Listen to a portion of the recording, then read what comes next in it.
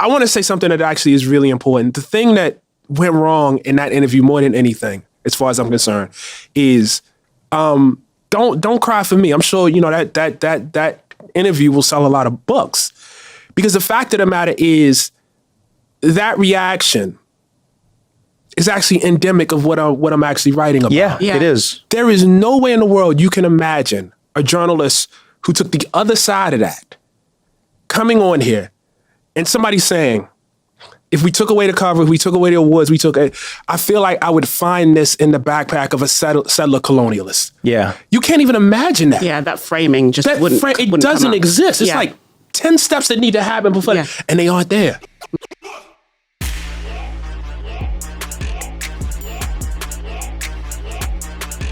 Denise Marlo, you are now listening to the Drunken Monks podcast. Let's make it clap. No, we're not doing that. Hi, guys. Hello. Good afternoon, everybody. Good evening. Another Denise? day, another dollar. Another day, another dollar, another 10-pound Borgo. bag of sweat. Ja, dat ook. Another Borgo. Yeah. My name is Marlo Brown. Denise Fiber. We are... The Drunken Monks. Welcome back, guys. Yeah. Welcome back. Week 7 is what we're on. I don't know who's counting. I have to. I make the show. Yeah, true that. I have to. Hey, guys, welcome back. Yeah, we was trying to keep to a schedule of guest on, guest off, but timing didn't quite work out the way like as I thought. But I am actually happy for that, Denise.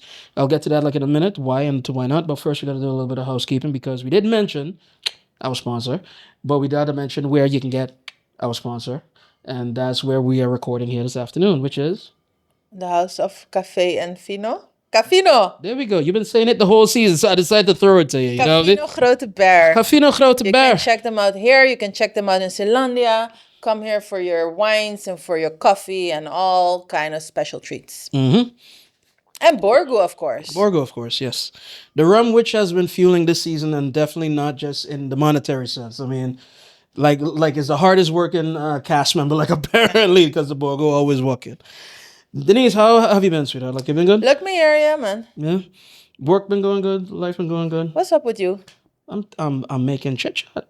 This is how you get to like a better understanding of people and whatnot. Fuck that. Okay, what are we talking about today, Marlo? Geez, believe it or not, it segues well into what I'm about to bring up. Okay, guys, I would ask you to bear with me. Denise, I would ask you to bear with me.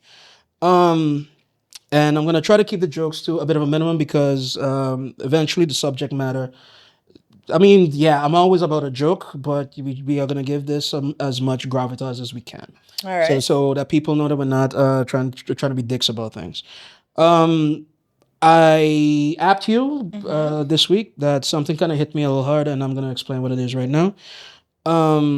Saw an interview with a famed writer from the States, Ta-Nehisi Coates. Yes. Those that don't know that Ta-Nehisi Coates, he's a bit of a darling black intellectual within the States for the last 15 years at the very least, if not 20. He's wrote different essays about different things, about tackling ticklish subjects, but with a certain amount of care and empathy, and not just cold high-mindedness or jargon or whatnot, but he speaks as a writer with a heart. You know what I mean? And he writes with a heart as well. If you've ever seen him, you also get that impression that it's not just for show, it's not just in his pen, it's what he lives. You know what I mean? So he has a new book. The book is called The Message, which he's doing now the press tour. Yeah. And the book is kind of like a love letter to writing itself. He's in love with the craft of it as well. Yeah.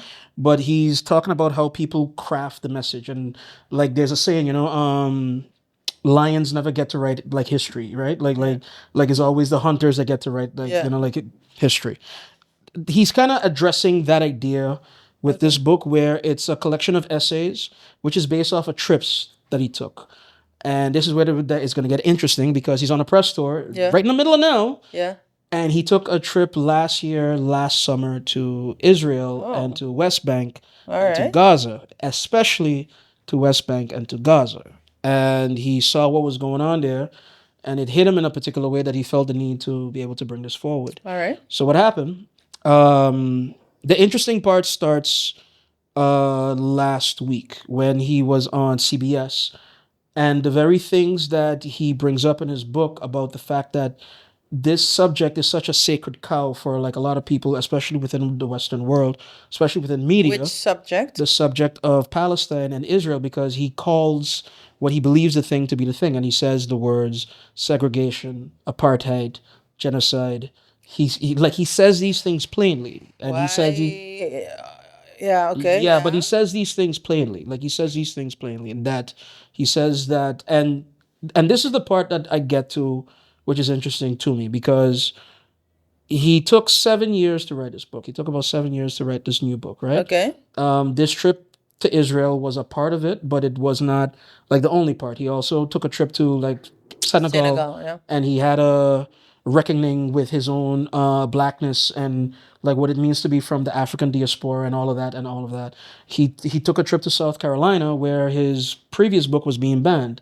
And he had a conversation with the locals there, and it was surprised to find even people that disagree with him politically were rabidly fighting to keep his book on and that type of thing. So he had a lot of reckoning moments up until that he got to this book. So he was in a place of being able to speak truth and stuff, right? So he names a thing. He has empathy with both sides. Let that be clear from the first like get go. It's not a Israel hit piece or whatever have you. Like he has empathy with the whole kind of situation. But even within the empathy, and this is the part that really got me, in every interview that you've seen him speak about this thing, right? And I'll get to why it hits me as well. I'll give you the word. But in every interview that he has, he kind of breaks it down plainly. Is either you're with atrocity or you're not. And if no matter what justification, no matter how complicated it is, no matter how many snakes you have to untangle, the very beginsel, the very essence of this thing is real simple. You're either with atrocity or you're not. And in that, his moral stance is, I'm not. So there's no justification because then you only looking for it when it happens to you. It doesn't, of course, like it doesn't matter. But if that's it happens. always the say. That's always Correct. the thing. Because I wanted to say, great the atrocities. This not great, but atrocity is fantastic. yeah, get yourself some this weekend. No, I mean, of course, I wanted to say, of course, Israel, Zionist loving, Israel supporting people are going to say, well, the atrocities are also, or not also, or maybe being whatever done to Israel. They're not going to see, they're going to see their pain only, and they're going to see their suffering and their drama. So you want to expound upon that, or would you like me to respond to that? Because yeah, respond. I have a lot of thoughts about this. Okay. I have a lot of thoughts about this.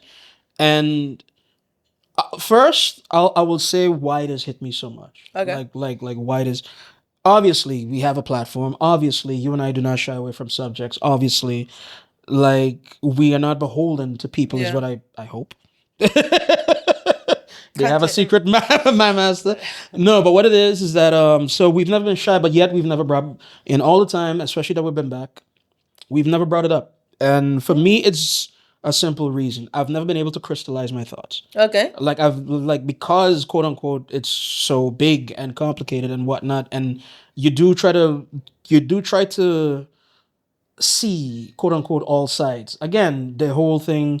There's a reason Israel is Israel. There's a reason why they're acting the way that they're acting. Yeah. You know, it's not just poof like out of nowhere. There's also baggage with that too, like as well. Yeah. So in trying to be intellectually honest, in trying to at least put right in the world and not just your opinion, but what the truth is, you would have to measure it, right? The truth is complicated. But this is my point. There is no one truth. But this is my point, and this is why it was hard for me to be able to crystallize it. But the one thing I felt was that somehow, whatever's happened, not who's doing it, just the fact that it's happening. Okay. The fact that Palestinians are being treated in that way. Yeah. The fact that the things that are being done to them and without much of a recourse for them. Yeah. That for me was the wrong part that I knew that I could at least speak to, but you can't get to there again without going through the whole maze of things and whatnot. And what I loved about again, the interview, Ta-Nehisi Coates, like he went on to Trevor Noah's podcast. Yeah. And that was the first time I've ever seen any two people in that level, that sphere in media have a nuanced, balanced, and reasonable conversation. And they spoke about it, but they didn't just speak only about it. They also spoke of like what apartheid looked like in South Africa Yeah. and what the comparisons were between that and this. And without trying to, without trying to name a villain per se, it's like somebody to hate, is just know these are the facts. And they laid it It's out. easy between aanhalingstekens to have a balanced, nuanced conversation, blah blah blah, all the things you said. If you're not part of the, if you're not in the problem, And that's was also said as well. And that is something that I appreciate as well, because nobody is going to want to talk about insurance when your leg is chopped off. When your leg is freshly chopped off, you might have got it caught in the car in an accident or whatnot. You're not trying to figure out what your insurance premium is at that point. You just want to get healed. That's it.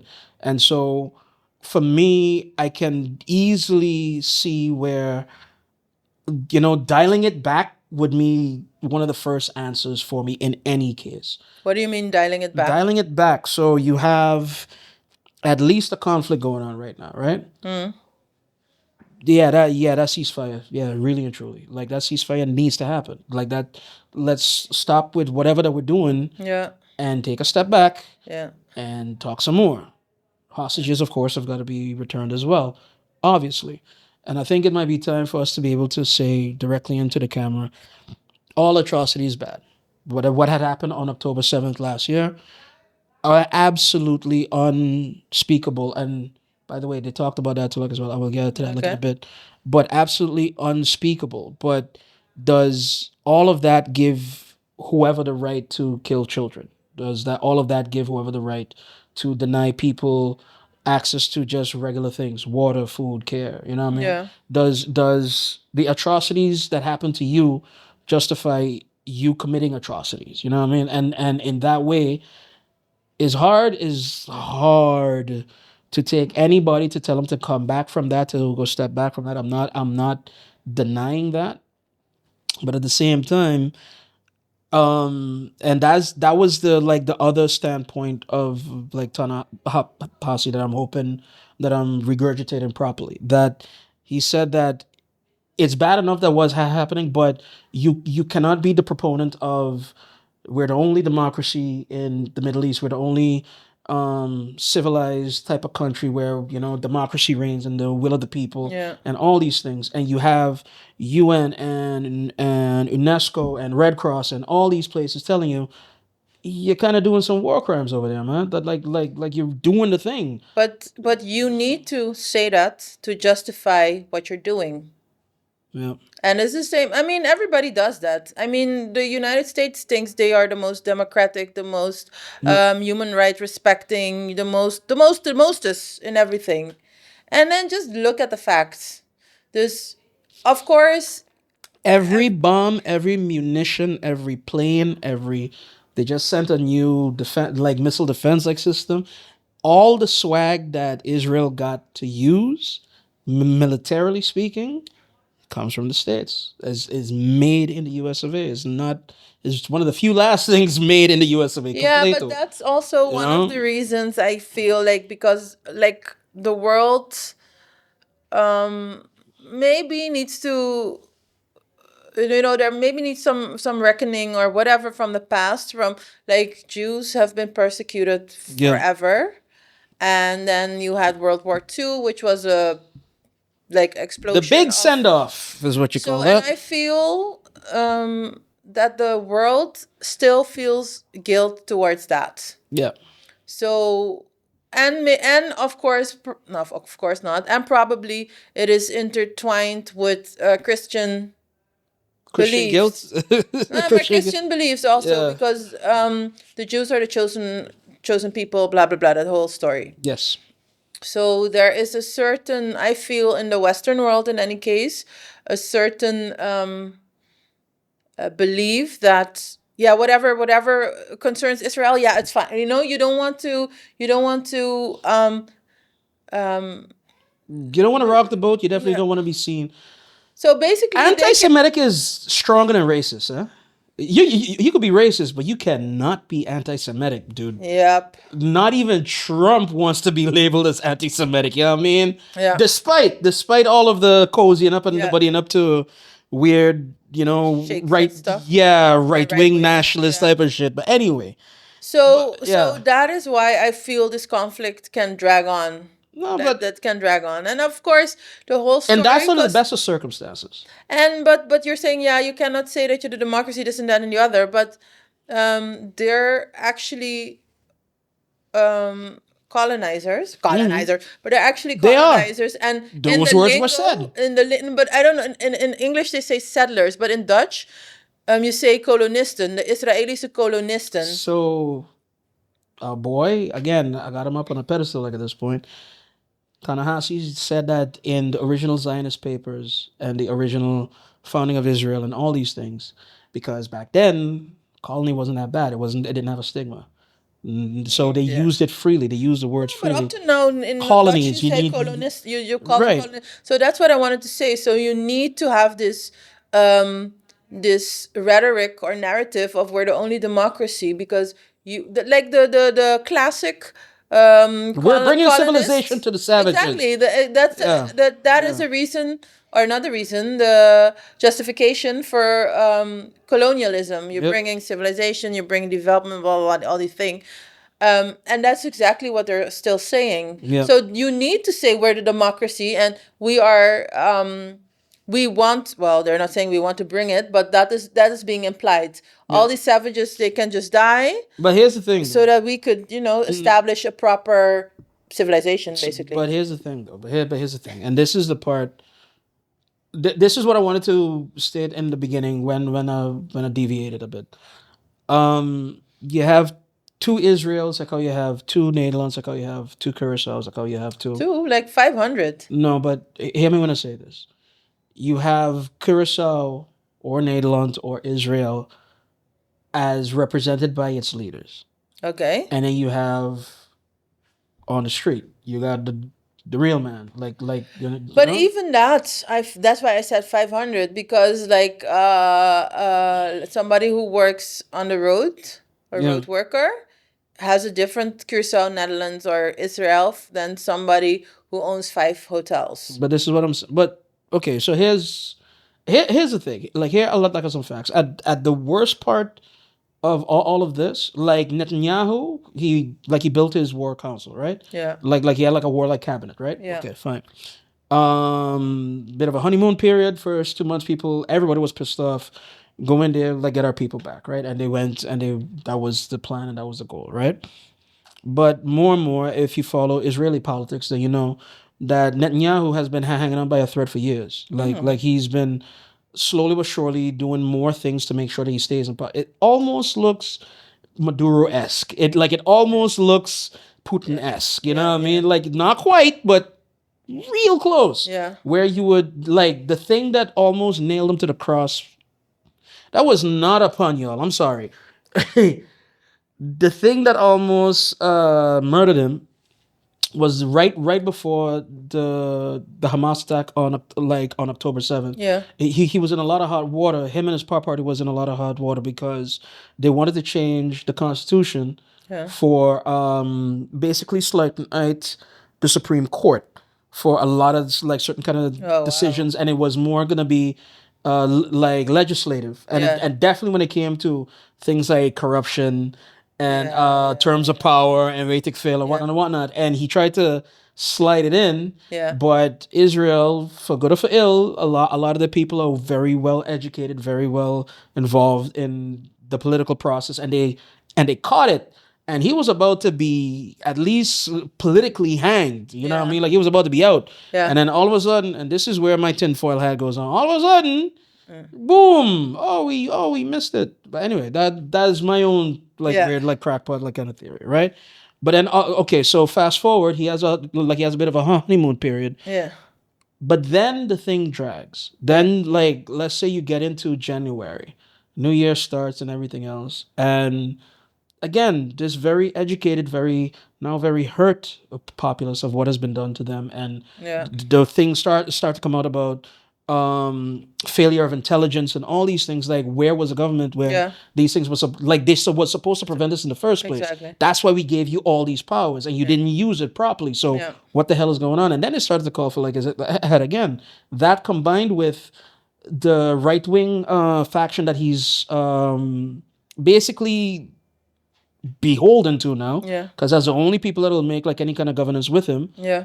they want to maintain the whole idea of um like a theological state where you have the kids, like the boys especially, that go to that they go study theology. Like, I forget the exact name of Yeah. the schools or whatever, but they go study theology, and they have an exemption from going into the army by Vorbill. Okay. That was called back. We spoke about that too, Yeah. like, a little bit, but even that was called back or whatnot. So now you have a man who's trying to wiggle his way to keep whatever that he has, trying not to get persecuted, trying not to do any of this, Yeah. and then a If war you're trying comes. not to get persecuted, don't start a war. No, but the wars was keeping him in power, because now everyone's Yeah, but scared. no, but now he cannot go anywhere except for Israel, and I think Israel supporting countries, because isn't there an international arrest warrant for Netanyahu? There is a warrant according to the Tribune in Den Haag. Yeah. There's a warrant for him. There's a warrant for his defense minister, I think, too, as well. Yeah, precies. Like 2 or 3 Just of them. don't start a war. Yeah, but I mean to say, like, what are you gonna do? I can't leave. I can't leave power. I'm gonna go to jail. Then I don't have any money anymore. Like I need to start a war, or I need to maybe not start a war, but I need to continue on. 'Cause that's where all that ceasefire talks plummeted. Yeah, but that's Yeah, the you understand what I problem mean? is, how long can you maintain you think you need a armor? How long can you maintain it? Because at the end of the day, That's tomorrow's problem. that at the end of the day, what I think Israelis want is just they want their family members who were taken back. They want their family members back, and they want to know And they're what safe. you're doing now is not bringing them back, or not bringing them back alive. Yeah. This at what point are your own people gonna say, "Hey, enough is enough"? I would like to know at one point that all people tell all governments enough is enough, because Never. that for me is where this shit goes, like, sideways to, like, as well. It's the Netanyahus of the world, or in this case, and I dare say the Bidens of the world too. Biden, Trump, for ons Rutte.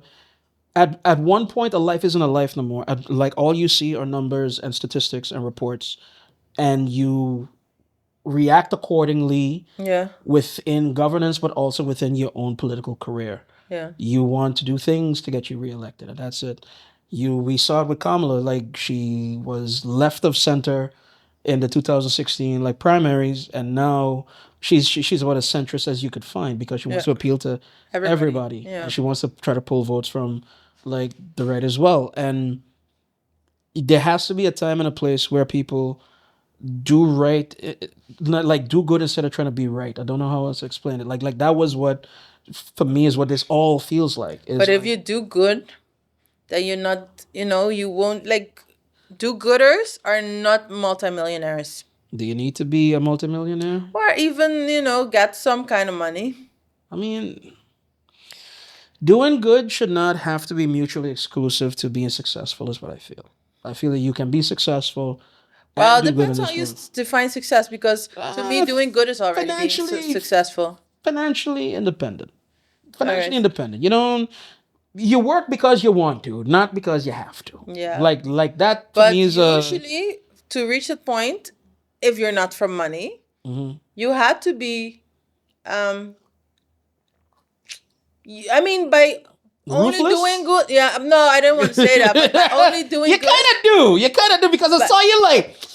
By only doing good, I don't think you can reach that point. So what a lot of people do, they do shit, reach that point, and now they're gonna be philanthropists, and now but they can that's do this. bullshit, and now man. They can do that. If you're a thief now, you're gonna be a thief later. If you're a philanderer now, not a philanthropist, a philanderer, Diddy or no Diddy in this case.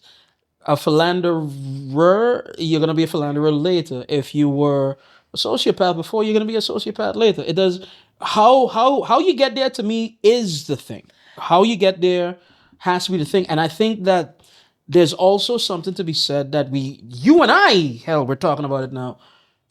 Shrewd does not have to be cruel. Clever does not have to be, cutthroat. It doesn't have to be. Look at you. No, yeah, listen. It doesn't have to be, toch? It doesn't have to be, but right. we're living in a capitalist world. Yes, we are. Most of us, in Yes, any we are. case. The system is designed to not be good. Like this, there is inherent ungoodness, like bad, in the Bad. system. Capitalism is based on exploitation. Yes. And As an actual word, guys, that is, if you can exploit resources, you can be a capitalist. It is for you to exploit. That is the very root of the word. yeah. The very essence of And the if idea. it's resources as in grondstoffen, or if it's resources as in people, it's resources as in Opportunities, whatever. whatever. Yeah. No. This capitalism is based on exploitation. Exploitation usually does not usually, exploitation does not go hand in hand with goodness. So to me, Are you a Marxist? Like, are you a Marxist woman? Maybe you're like an anarchist. You're like a bit of an anarchist. Yo, man, click me. Click me. Hey, to all the leftists in the world. I know, but no, to not be too cynical. I think you can't. Of course, everybody can be good. Everybody can do good. Everybody can be good, and we should. But the system is not Designed to reward that. Yeah, to reward it, exactly. It's not designed And to so you need reward to that. find the loopholes, or you need to say, fuck you, system. They- Ik doe mijn eigen weg.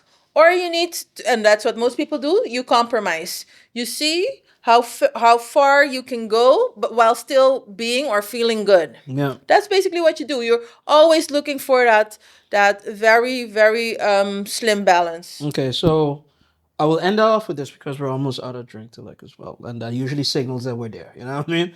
But that what you just named was also one of the things. I'm buying this book the minute I get a chance, and I'm reading this motherfucker the minute that I get a chance, because the dude was spitting game. But one of the things he said was it was Trevor Noah that is who, like I said. I'm sorry. You have the quote unquote good guy burden if you're Israel. Yeah. Or like you have the thing where how do you fight, or how do you combat a thing Yeah. that has little or no recourse, or like little or no wherewithal to adhere to the good guy rules like you do. Wacht. Zeg het makkelijk. Okay. Superman, right? Superman's fighting a bad guy, right? Lord, this is all. Yeah, no. Literally, this was the example given. Okay. Superman, right? Superman is fighting an equally powerful foe. Superman could knock down buildings if he wants to, right? Yeah. Okay.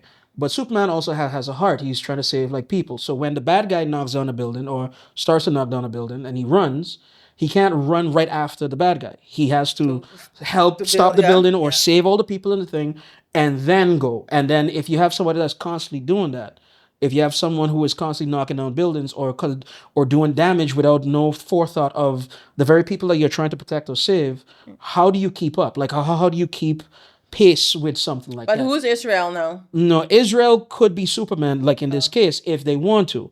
But they themselves are not being Superman in this case. They are also knocking down buildings in pursuit of whatever goal that they're after. And that's like kind of the thing. Like to be like they made mention of the fact that to be a good guy in 2024 is to go through extra steps that nobody else is willing to go to, usually. Yeah. To get to where they want to get to. And how do you work with that? Or how do you deal with that? Or how do you try to work around that or whatever? You know what I mean? Yeah. And I would be lying if I said that I had an answer, because I don't. I too, with my own personal things with the foundation and the people that I'm trying to work with on the island, and for the things I'm trying to see, we're trying to do it right, but it is sometimes maddening to have to do the thing right and others don't care. And others don't, or they're not there with you, or they're not like, like your peers or compatriots are not following the rules as you ought to. Things like, if you're talking about a foundation, transparency and where the money goes and accountability and like all these things. These things take time and it's harassing and it's exhausting, but they have to be done. But there are a lot of people that don't feel like that is even necessary in this world. But I wanted to ask you, do you think it can be done that across the board you can have all these things? I think yes. Just on a pure, and I'll end with this. Last one, I swear, last one.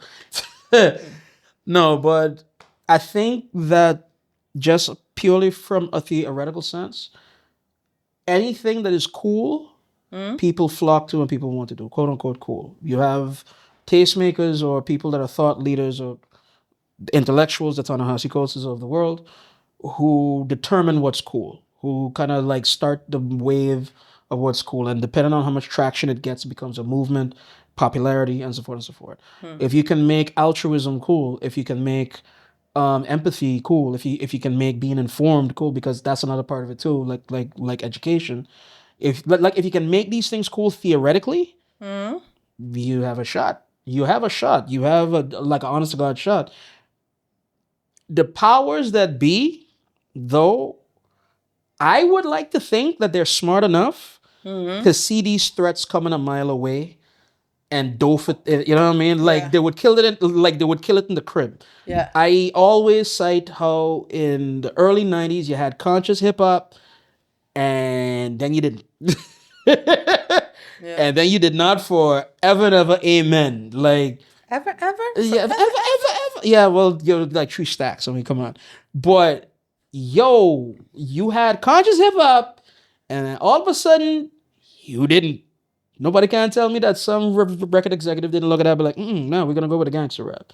Like nobody can tell me that. I know that. I lived it. So yeah, I do see what you're saying, but I think it's possible. So Probable? No. Possible? Yes. okay, I know it was your last point, Yes. then, but you were starting to talk like I had a question. Yes. So do you think people are born good, bad, or Middle. like middle? Middle. And then what I think- determines which way you go? I think true. Look, I'm a dad and I'm a kid of my own circumstance. So nurture plays a very big part of my worldview versus nature. I've seen quote unquote bad people be raised by good circumstances and end up really good. But how do you know they were bad if the like? Because they tell you what their impulses are. When you're playing with your cousin and like he wants to kill the neighbor's cat. And like, Psychopath. and like No, dat is yeah, gewoon like klaar. No, Bel de psychiater. yeah, That's but at it. 6 years old, hey, yo, let's kill the cat. No, we're not gonna kill the cat. Why not? And then he, goes through life a couple of beatings later, and then he's a model citizen. I mean, there is something to be said for that. That actually saves cats and whatnot. Like, there is something to be said for that. I'm a big proponent of nurture. Okay. How you treat and how you are treated Yeah. determines a lot of what you do or don't do, which comes back all the way back around. As atrocious as Israel's government is working right now, and I will say that from now until eternity for the rest of our days, as atrocious as Israel's government is moving, does come from a place. It does come from a place of paranoia, and like you have the history books, you have all of history to look at, and within Shakespeare, for fuck's sake, when you had the Merchant of Venice and the word, what it was, either Shylock or shyster, literally comes from that already then moneylenders and greedy and all of that was baked in into the culture from Shakespeare's time. Yeah, of course they got Shakespeare. a problem. Yeah. Of course they have a problem. Of course they have a fucking problem. And of course they're going to be paranoid about it. Does that paranoia justify them killing children? That was Ta-Nehisi's question. That's my question. I'm following him. Does that justify that? It does not. And so Maar thusly, inderdaad. we're done. We need to step back. And if you're not stepping back, then you like it. So that's it. Nou, no. You don't find? Dat gaat 5000 stappen te veel. Dat gaat 5000 stappen te veel. So if you, what did you say? Then you must like it. Kiko, if you're not against it, then you like it? Something, what did you say? To at least, if you know the thing exists and you're not working against Kijk, it. we know the thing exists. We are not working against it. So You are and we I? fine? Yeah, you, Marlo Brown. I'm talking about it. Maar fighting against it. This is what we can do. This is what we can do. And okay, wait. This is a good place to pick up in the next segment because we gotta go. We gotta pay some bills. We'll be right back. And then, oh dear, pay my telephone bills. woman, I am gonna give you a DJ Maybe deck, we could chill. and I'm just gonna let Don't you. think you will do it. So You don't think that we're and gonna go? me will be through it. Oh dear Lord. Da-da-da-da-da. Okay, Guys, we'll we'll be right back. We'll be right back.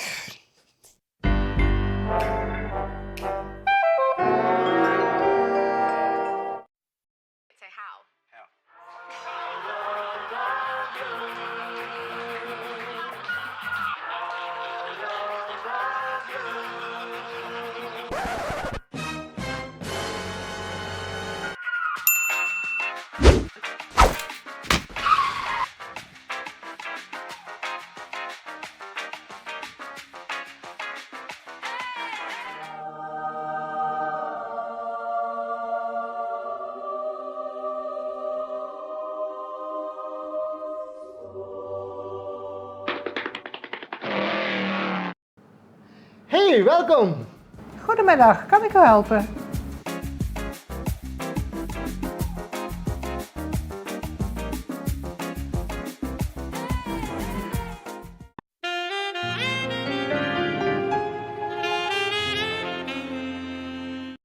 Hi, we're back. Hi, guys.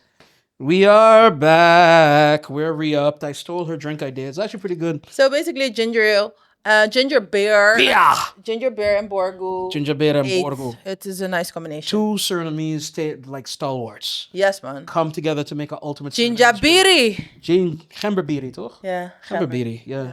I have to learn a recipe from like one of your aunts or something. Just throw gember in a pot and kruidnagel. And sugar. No, I don't know. I don't know. I was about to say, it can't be that easy. I mean, it's easy. It can't be that easy. Like, I'm not... but anyway, all right. Well, ask Tante Millie. Yeah, man. So. Tante Claudia doesn't know? No, I don't think Tante Claudia knows. Hello, Tante Claudia. How you doing? So she likes to drink it, but I don't know if she can I make love it. to drink it. Love to drink it. Love, and especially when like somebody went nuts on the on the ginger. Like somebody just didn't like the rest of the people. Ginger in there, but yeah, I love it like that. Fire water for real.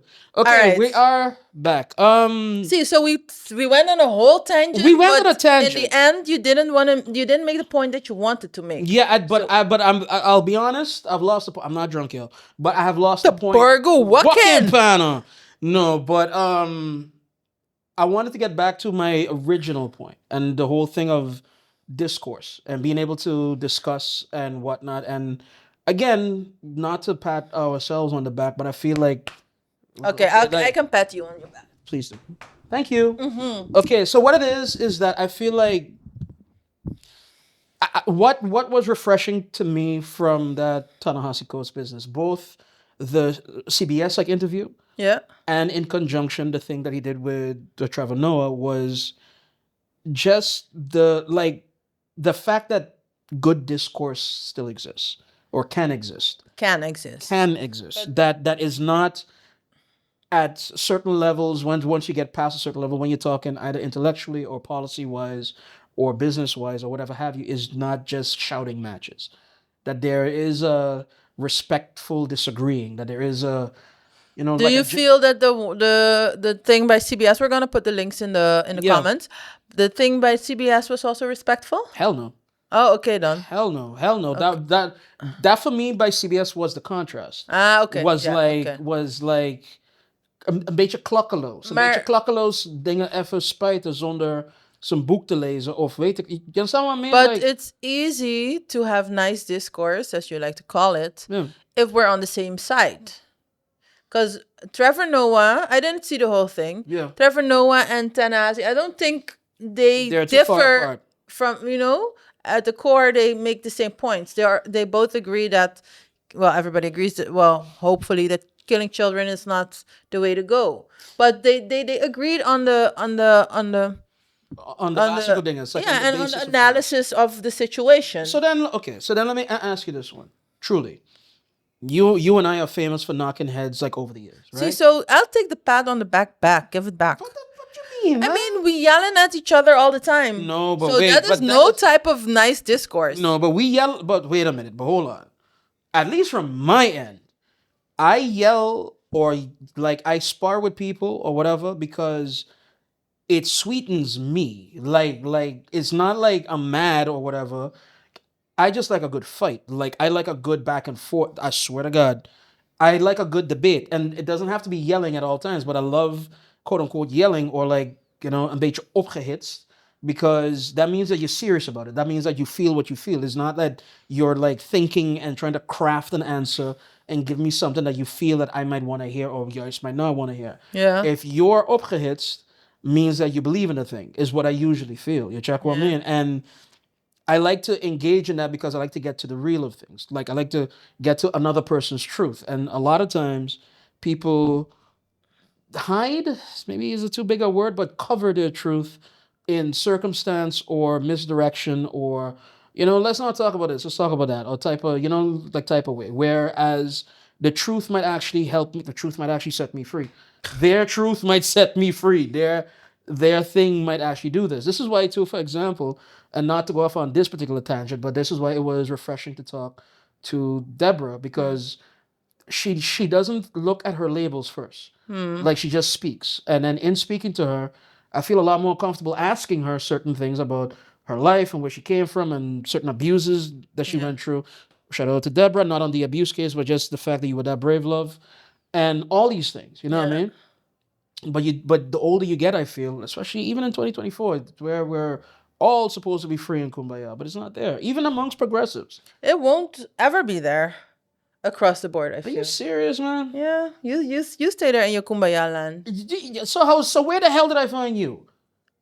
Where the hell did I find you? In Carnival Village. I know. We were both drunk. I Yeah, mean, man, that's rum. why we're the drunken monks. rum was at play.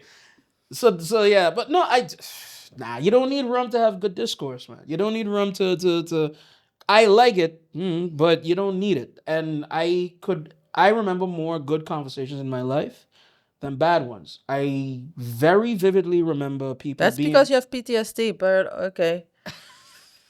Now you very vividly remember. I very, very vividly remember the bad ones. I remember all the way back to kindergarten, like people that were just being quote unquote obtuse.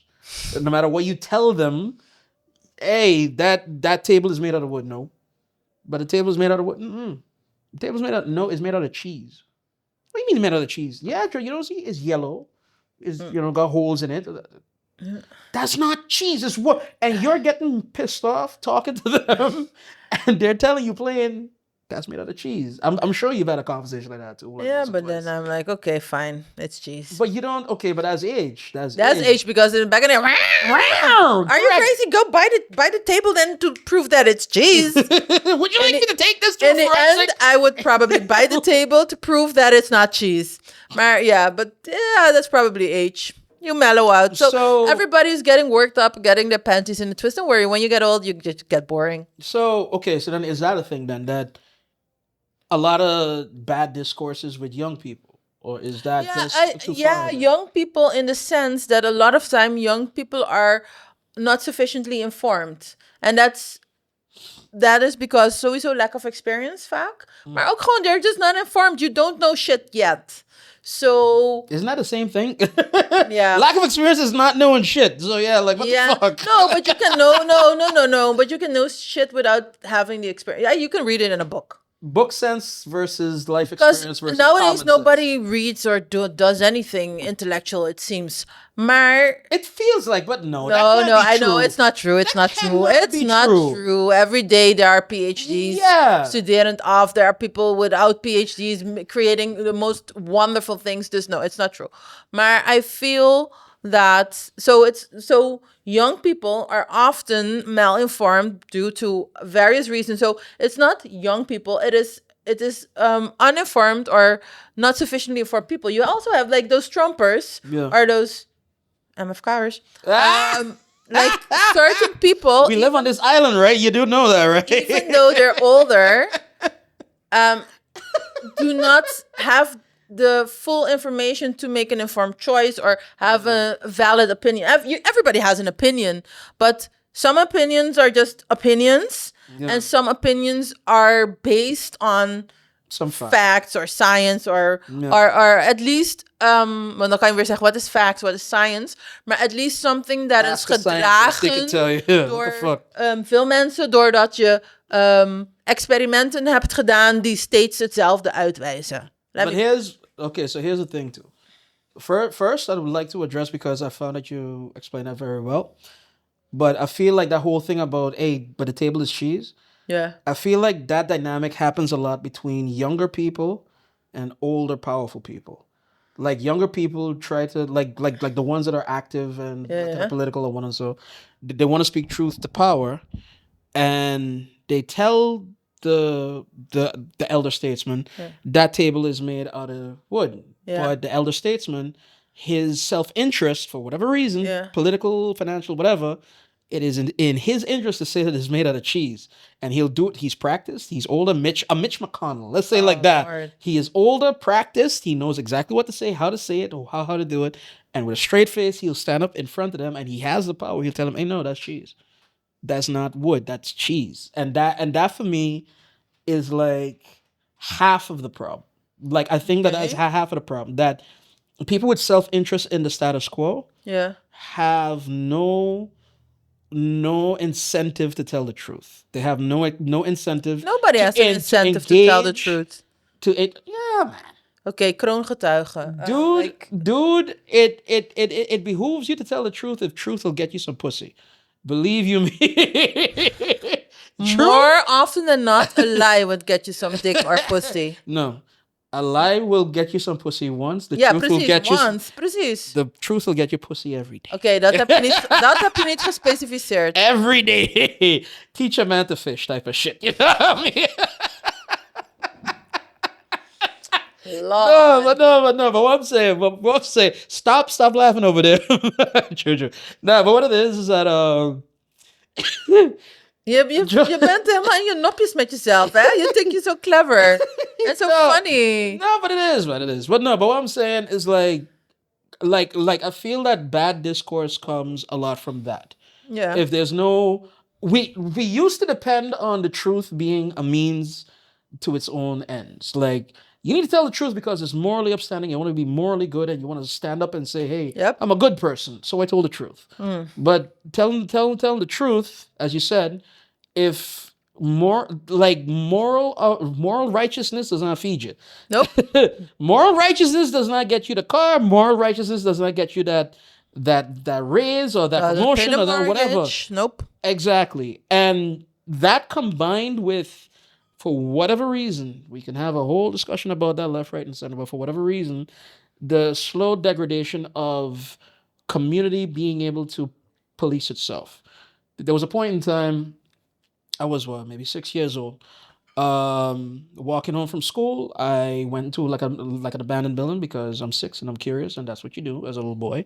I walked into like an abandoned building, and I shouldn't have been in there. And one of my neighbors saw me, and she called me out. She whacked me across the head. Go home and stay out there. I want to so. So I got home. And my mother like asked me, how come you like you crying? By the way, she knows why now, Dread, but she's asking me to get my side of the story. Yeah. And I tell her, such and such, and hit me in the head. Why is she hitting me in the head? I don't know. What? Because you went in the building. But she had already called my mother to tell me what's going on. To go tell her what's going on. And that mechanism of everybody holding you accountable, we don't have that no more. We don't talk with our neighbors. We don't talk with our family. We don't talk with whoever. It's literally within the unit of the house. And best friends. Yeah, but on top of that, we now live in a culture that snitches get you don't want to be a snitch. There's a lot of the times, even though you see something which is not okay, that you should, speak out about or hold somebody accountable, you're going to be, none of my business, let me move right along. But what the wait a minute, but hold on. But that's the thing. Hold on. And I'm like, I always make the bad analogy when it comes to relationships and sex and one and so, right? But one of the best things was ever told to me, go up and ask the girl out. Yep, yeah. And I was like, no, I'm scared. Whoever told me, what you feel, that they're going to bite you? That they're going, what she could do is tell you no.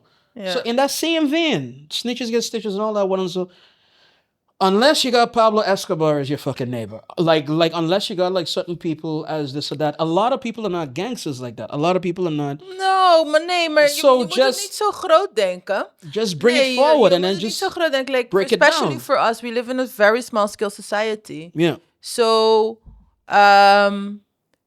I will tell, and our mentality has changed. I'm gonna tell on your kid, you gonna be upset with me instead of with your kid. Like why are you, waar bemoei je mee? Dat is één.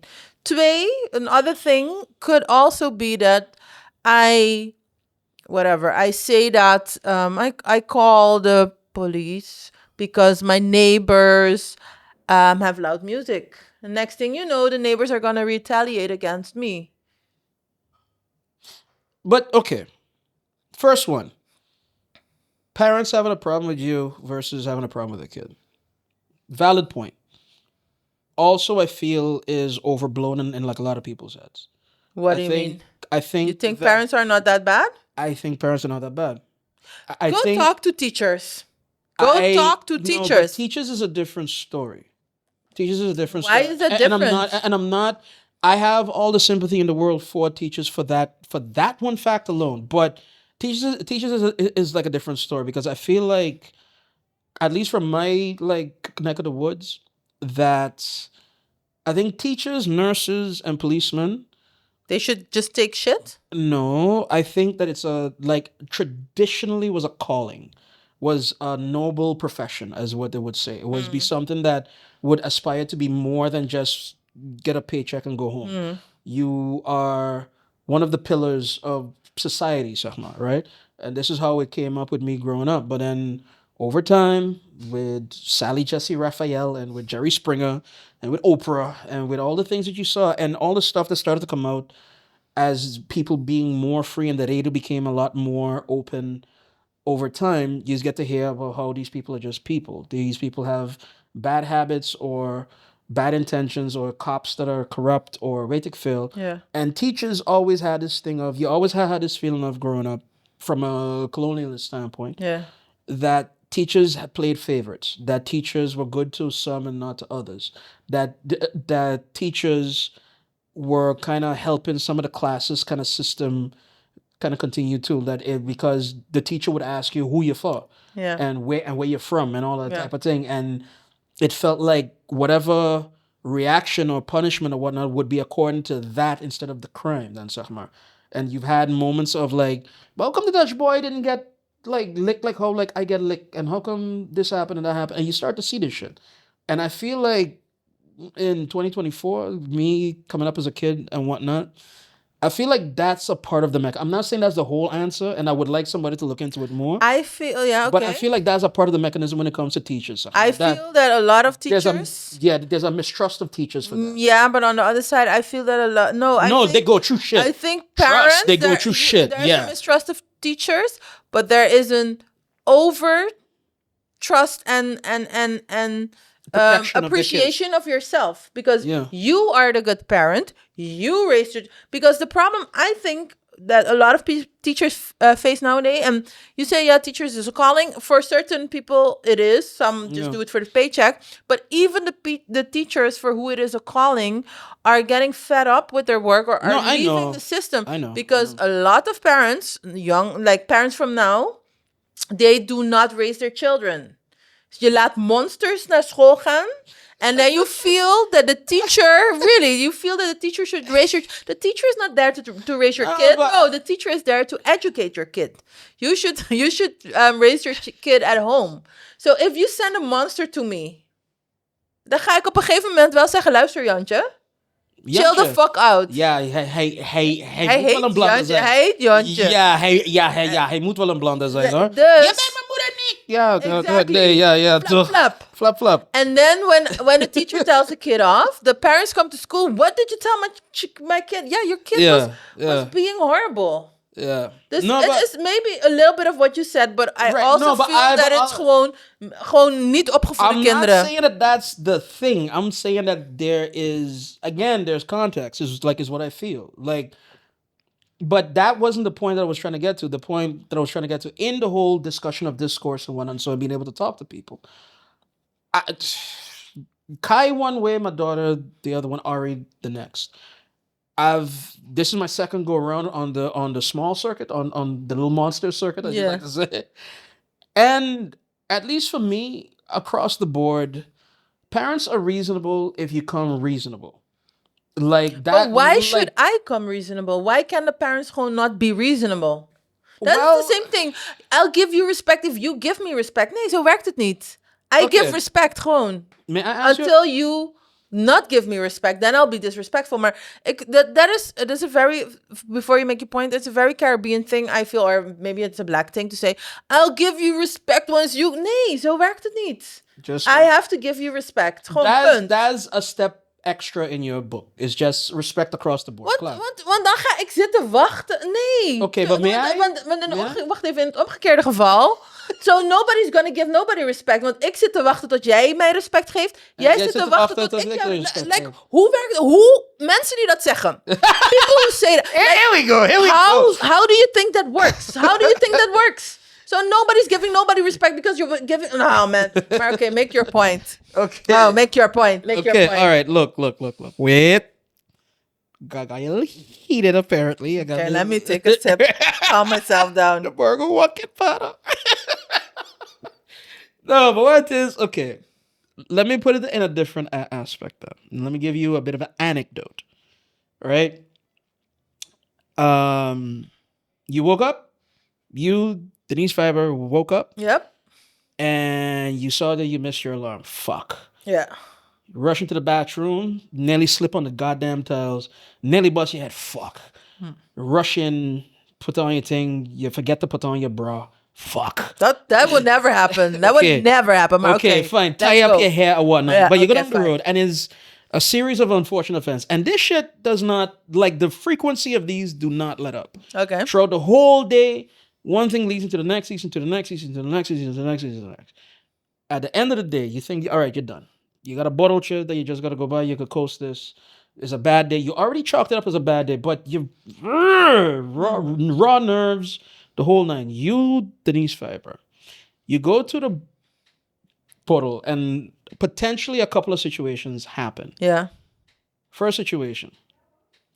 The less than charismatic coworker of yours wants to talk about like ain't your say first of all. So you're done. You're already checked out. And this guy, he drones on and he just continues or whatever.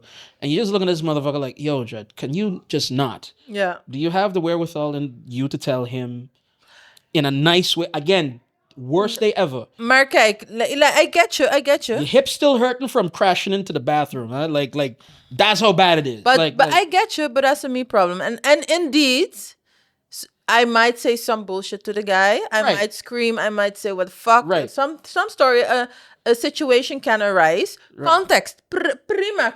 But it does not absolve me from the consequences. It does not. I can be a dick. Whatever. You can be a dick. Woord je ook wil gebruiken. Yeah. Kan. Maar you, in turn, are allowed to react to that. Exactly. It is not your problem that I almost bust my head open. That all the worst thing that happened to me is none of your business, none of your concern. This is true. Dus but I would those parents who go off on the teacher, het maakt niet uit dat ze allerlei dingen hebben. Het is niet het probleem van de teacher. No, but I wasn't talking about the teacher. I was talking parent to parent. Okay, fine. Like that's how I was telling you that how like I approach and whatnot. Yeah. Because so the reason, and I was gonna bring another one too, but all right, we'll leave like that one alone. The reason that I was bringing it up is because, again, like I've been through the ringer twice, and I'm the dad, so I know that the mom got it worse, and so I always go vanuit, especially between the ages of 0 and 6. Yeah. If you have a kid between the ages of 0 and 6, I go with kid gloves. Pardon the pun. Like I go with like, yo, did you did good? Is this a good time? One-on-one. For to whatever. Parents. Yes. When you're approaching parents. Whatever. Okay. And I try to tread as lightly as I can.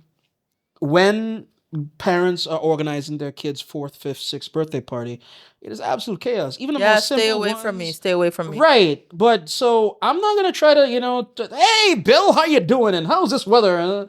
Hey, Bill, you all right? yo, Joe, you want a hand? Hey, how can I help? And that usually gets me to, boy, Molly, you know what, you're right. Hey, help me get a case of beer, like out the car, whatever. And then the conversation starts. And then the whole thing starts. That for me is where discourse starts.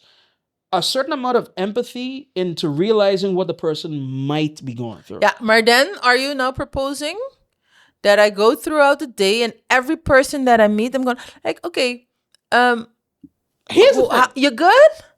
Want je No. zegt, je vraagt dan, Here's hoe the gaat het? En dan de standaard antwoord is goed. Komt erbij, bong. Basta Okay. bong. So- No stay. Okay, Maar dat is niet een echt happened? antwoord. Okay, but then here's where I think you are emotionally intelligent enough Nee. to you read people like the best of them. Stop.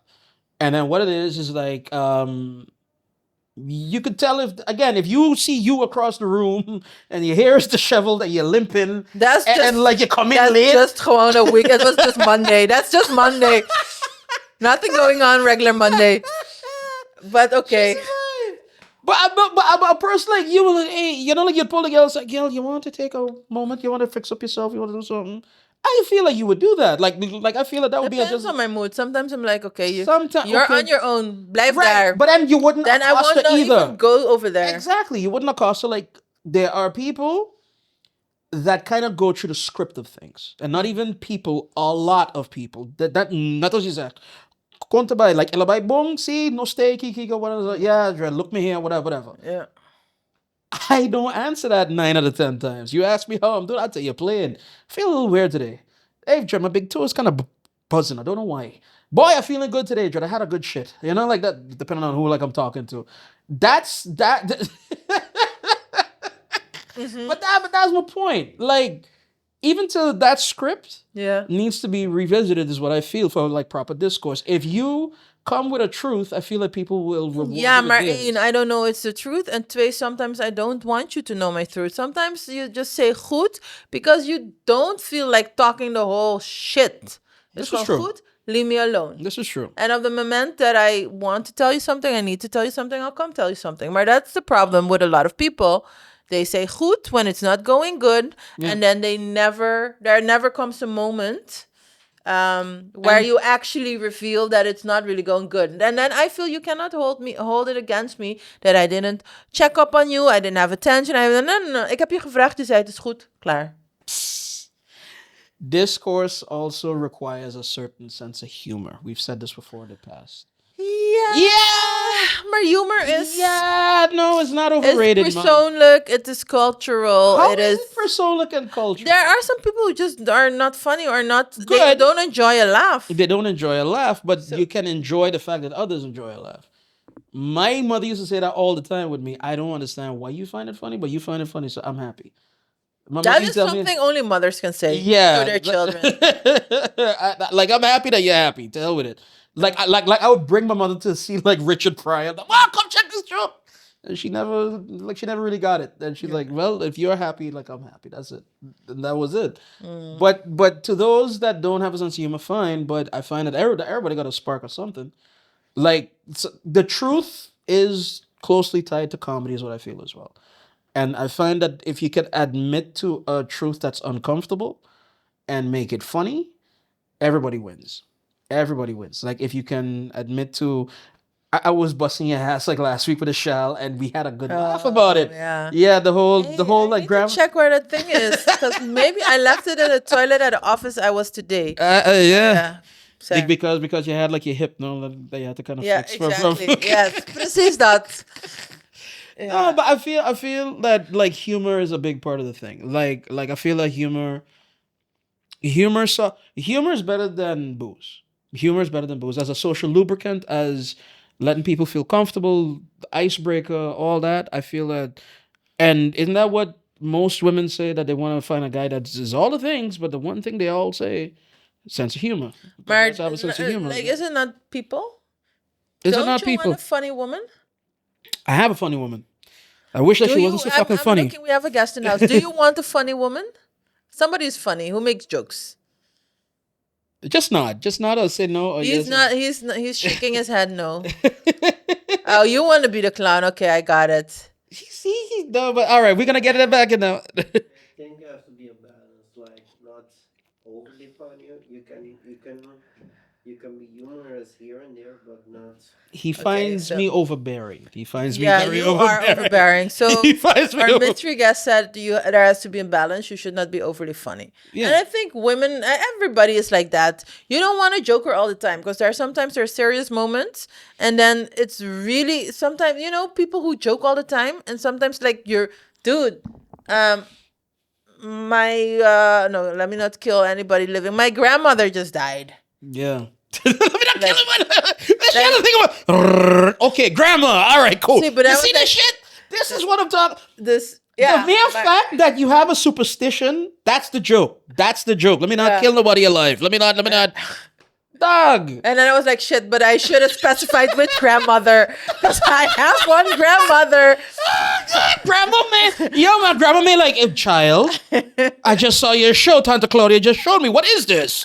Are you killing me already? Like, what kind of thing this be? See, no, but I get it. No, fun. To me, humor is very important. Right. But indeed, you need to time. Timing is everything. Every comedian knows timing is everything. Right, but I'm not looking for like Rodney Dangerfield and one-liners every fucking second. But I'm talking about, look, you say that timing is everything, and you say there's a time and place for a thing. Yeah.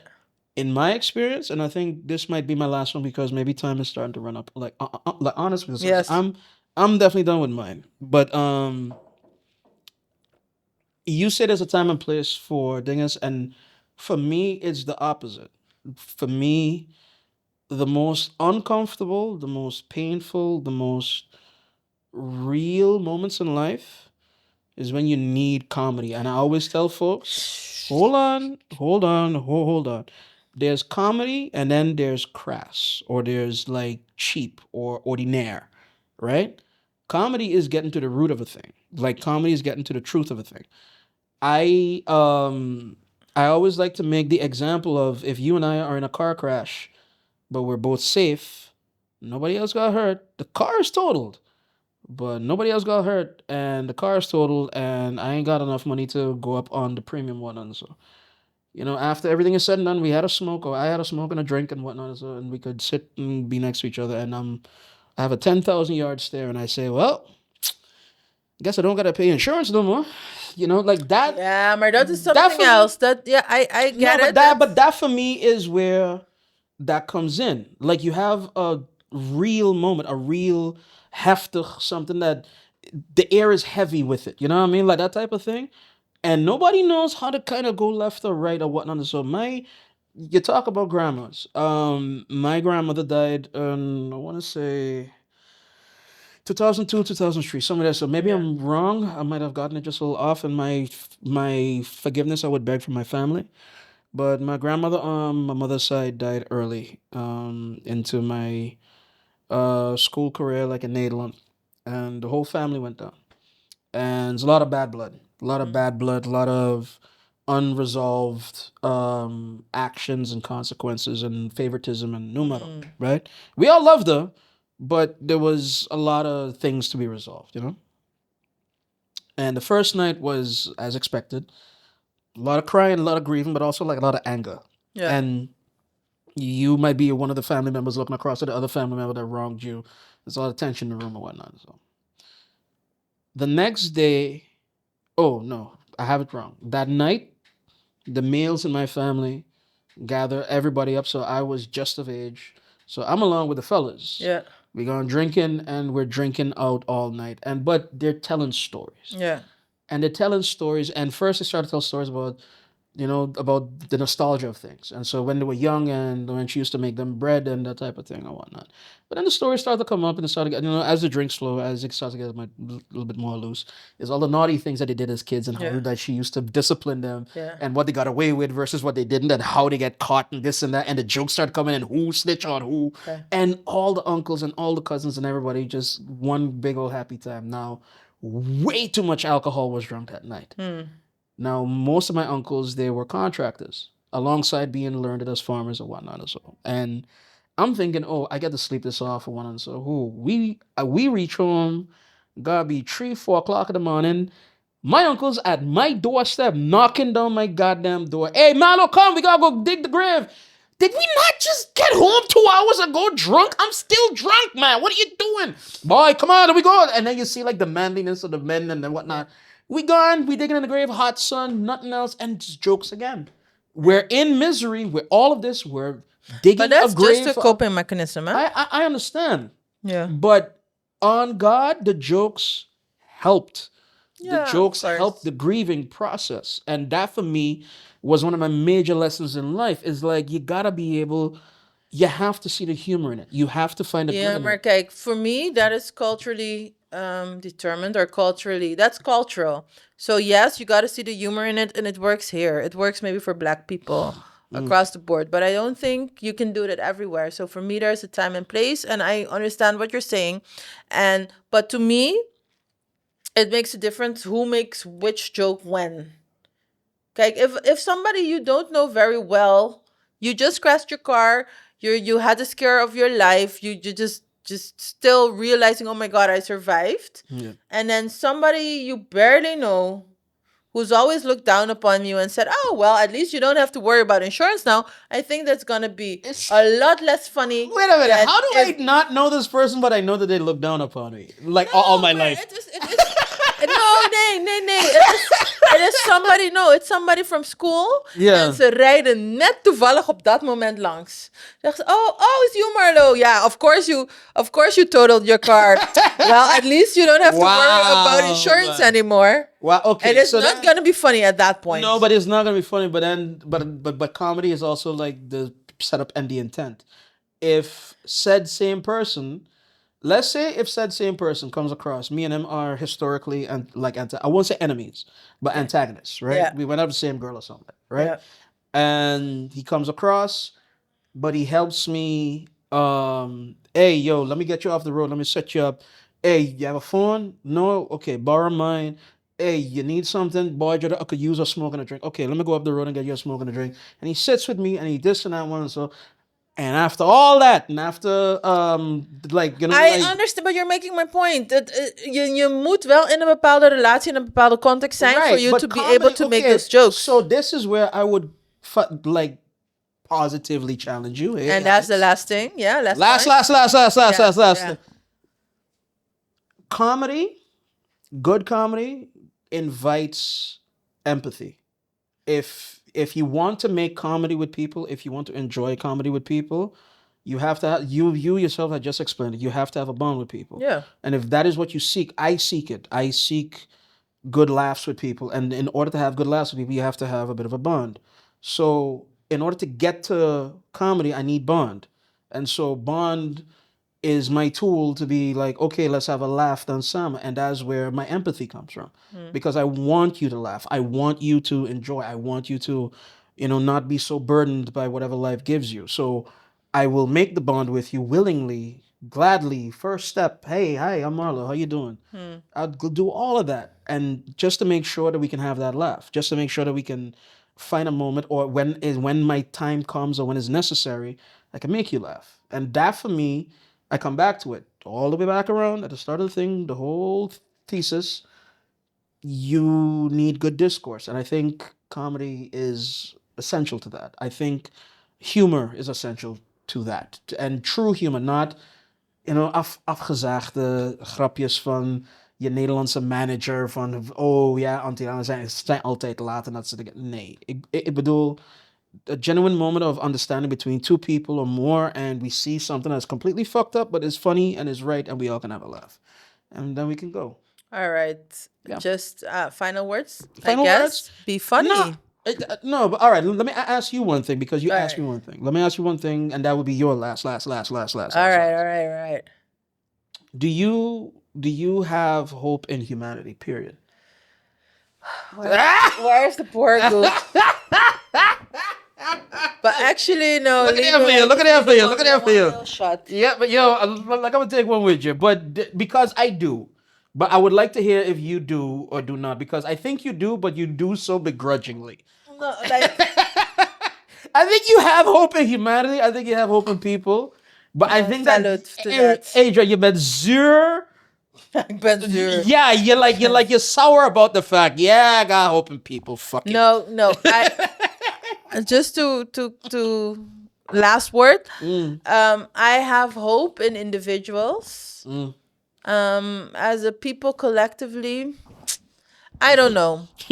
I think there's there's too much interest, too much greed, too much whatever. Baggage. Which can, and trauma, unresolved trauma. Baggage for sure. Hurt people, egotistical people that can ruin it for everyone. So there are rotte apples. Yep. So there is the most of the apples are good, but you still have a couple of rotten apples in the bag. Yeah. And I don't think you can get rid of this apple, but then it laid too long next to that one. So that one is starting slowly to also go bad. So Yeah. I think you're never gonna rid yourself of bad people completely. So for people, yes. For a specific goal, yes. But for the world, I don't know. I could take that. Are we taking that, ladies and gentlemen? Yes, we could take that. We should take that. Hey, I think Hey, Gaio? Gaia? Gaio. No, there's no Gaia. No. Well, yeah. You are the earth divine, the mother divine. Oh, yeah. I'm clever today, yo. You're clever. Yo, I got it today, yo. But anyway. Well, here's Gaia, Pachamama, Mother Earth. Yeah, the divine, whatever. The divine and everything else in between. Boy, guys, I have been Marlo Brown. She has been. No, I'm still and will always be Denise Faber. And we are always going to be Danke, the Drunken Monks. There we go. Night, guys.